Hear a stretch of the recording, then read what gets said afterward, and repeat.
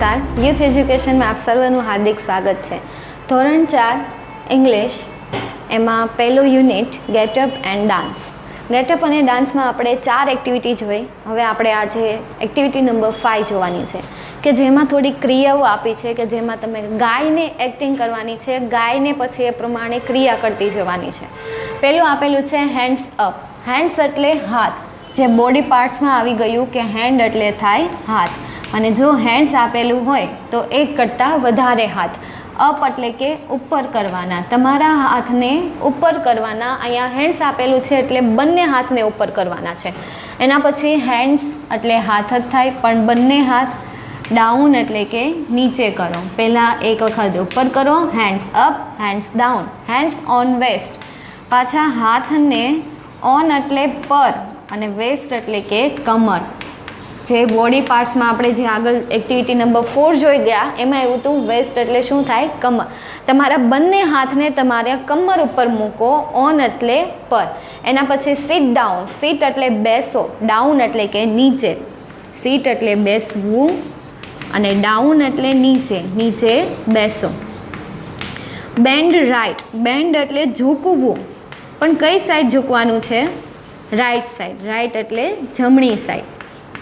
Band left એટલે કે ઝૂકવું, left એટલે કે ડાબી બાજુ। ત્રણેયને જોઈએ એક સાથે। સીટ ડાઉન એટલે નીચે બેસી જવું, બેન્ડ રાઈટ ઝૂકવાનું છે, આગળથી ઝૂકવાનું કે ફ્રન્ટ સાઈડથી ઝૂકવાનું કે તો આગળ ઝૂકવાનું, અને રાઈટ સાઈડ કીધું છે એટલે મારી રાઈટ સાઈડ થાય આ બાજુ, એટલે આ રીતે ઝૂકવાનું છે। તમે એને એમ નથી કીધું કે હેન્ડ્સને વેસ્ટ પર મૂકીને તે રાઈટ સાઈડ ઝૂકવાનું। એના પછી બેન્ડ લેફ્ટ, તો મારી લેફ્ટ સાઈડ થાય આ બાજુ, એટલે બેન્ડ લેફ્ટ આટલું ઝૂકવાનું છે। એના પછી hands to sides. Hands to the sides.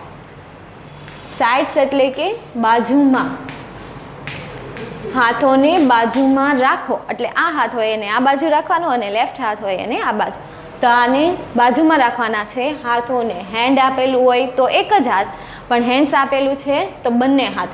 1 2 3 hope. હાથને બાજુમાં રાખ્યા પછી 1 2 3 બોલ્યા પછી કૂદકો મારવાનો છે। હોપ એટલે કે એક પગે કૂદકો મારો। હોપ એટલે કૂદવું જ થાય, પરંતુ એક પગે કૂદવાનું છે। 1 2 3 બોલ્યા પછી એક પગે કૂદો। 1 2 3 સ્ટોપ। કૂદ્યા પછી ફરીથી પાછું 1 2 3 સ્ટોપ। Stand steel. સ્ટેન્ડ એટલે કે ઊભા રહો, અને સ્ટીલ એટલે કે હજુ સુધી, હજુ પણ ઊભા રહો। સ્ટેન્ડ સ્ટીલ એટલે કે તમારે સીધું ત્યાં ને ત્યાં ઊભું રહેવાનું છે। Hands up, hands down, hands on waist, sit down, bend right, bend left, hands to side, 1 2 3 hop, 1 2 3 stop, stand still. જેવી રીતે એક લાઈન બોલાઈ રહે હેન્ડ્સ અપ ત્યારે હાથ ઉપર કરો, જેમ ગાતા જાઓ અને સાથે સાથે અભિનય પણ કરતા જાઓ। એના પછી એક્ટિવિટી નંબર 6 કે જેમાં ડ્રોઈંગ આપેલું છે। એ ડ્રોઈંગ બાજુમાં આપેલું છે, કોઈ દોરડા કૂદે છે તો બોલને કોઈ કિક મારે છે, કોઈ દરવાજો ખોલે છે તો કોઈ પોતાની નોટબુકમાં લખે છે, એવા ચિત્ર આપેલા છે। ચિત્ર આપ્યા પછી એક બોક્સ ખાલી છે, એ બોક્સમાં તમારે ચિત્ર દોરવાના છે, અને બાજુમાં એક વાક્ય આપેલું છે। ધારો કે પહેલું વાક્ય આપેલું છે રાઇડ અ બાઇસિકલ, તો જે ચિત્રમાં કોઈ બાઇસિકલની સવારી કરી રહ્યું હોય, રાઇડ એટલે શું થાય? સવારી કરવી, એના પર બેસીને સાયકલ ચલાવવી, બાઇસિકલ એટલે સાયકલ। તો જે ચિત્રમાં કોઈ છોકરો અથવા છોકરી સાયકલ ચલાવી રહ્યું હોય એ ચિત્ર આગળ આપેલા બોક્સમાં દોરવાનું છે। Jump up high. જમ્પ એટલે કૂદકો, અપ એટલે ઉપર, હાઈ એટલે કે ઊંચો, ઉપર ઊંચો કૂદકો મારવાનો છે। જમ્પ એટલે કૂદવું, અપ એટલે ઉપર, હાઈ એટલે ઊંચો, ઉપર ઊંચો કૂદકો મારો।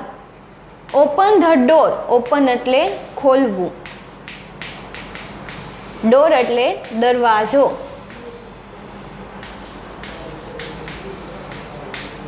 કિક એટલે લાત મારવી, બોલ એટલે દડાની। રાઇટ એટલે લખવું, રાઇટ નહીં, વનો ઉચ્ચાર નહીં, રાઇટ। રનો ઉચ્ચાર કરવાનો છે. રાઇટ એટલે લખવું, ઇન એટલે માં અથવા ની અંદર, યોર એટલે તમારી, અને નોટબુક એટલે નોટબુક. રીડ એટલે વાંચો, યોર એટલે તમારી, બુક એટલે બુક. રાઇડ અ બાઇસિકલ, સાયકલની સવારી કરો. જમ્પ અપ હાઈ, ઊંચો કૂદકો મારવો. ઓપન ધ ડોર, દરવાજો ખોલવો. કિક ધ બોલ, દડાને લાત મારવી. રાઇટ ઇન યોર નોટબુક, તમારી નોટબુકમાં લખો, તમારી નોટબુકમાં લખો. રીડ યોર બુક, તમારી બુક વાંચો. તો આ બધી આ યુનિટમાં કહેવા શું માંગે છે? Get up and dance. ગેટઅપ અને ડાન્સ આ યુનિટમાં ક્રિયા કીધી છે કે કેવા પ્રકારની ક્રિયા હોય. હેન્ડ્સ અપ, હાથ ઉપર કરવા, આ પણ એક ક્રિયા છે. હેન્ડ્સ ડાઉન, હાથ નીચે કરવા, ક્રિયા. એના પછી હેન્ડ્સ ઓન વેસ્ટ એટલે કે તમારી કમર ઉપર હાથ મૂકો, એ પણ એક ક્રિયા. Sit, open, hop, side, kick, right, આ બધી શું છે? ક્રિયાપદ. તો આમાં તમને એક્શન વર્ડ શીખવા મળે. એક્શન વર્ડ એટલે એક્શન એટલે ક્રિયા અને વર્ડ એટલે શબ્દો. તો આમાં તમને આ યુનિટમાં બધા એક્શન વર્ડ શીખવા મળે છે અને આખા કઈ કઈ ક્રિયા માટે કયા અંગ્રેજી શબ્દ વપરાય એ છે. અને એને લગતી ઘણી બધી ગેમો છે અને ગીતો પણ છે.